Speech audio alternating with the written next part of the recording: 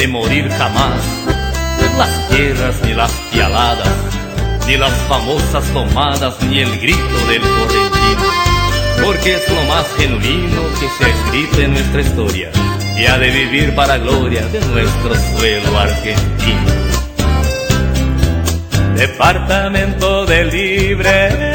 allá la estancia Luján, y el gaucho Tito Bonlán, reunido a su fiel peonada,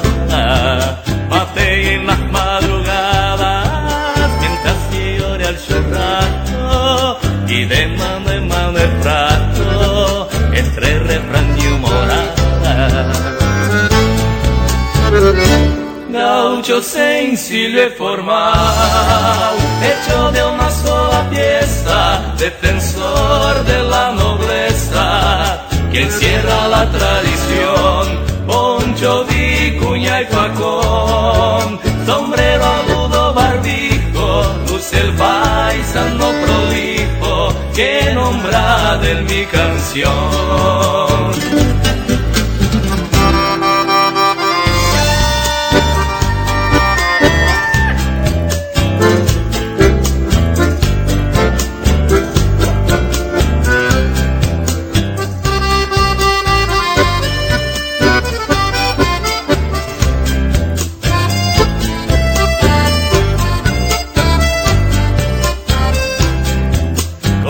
En la comarca como un gaucho servicial, no hay otro paisano igual, tal vez en todo Corrientes, y a fe de que es valiente,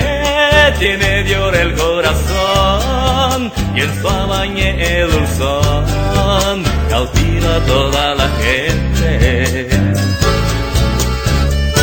Gaucho sencillo y formal, hecho de una sola pieza, defensor de la nobleza, que encierra la tradición, poncho, vicuña y facón, sombrero aludo, barbijo, luce el paisano prolijo,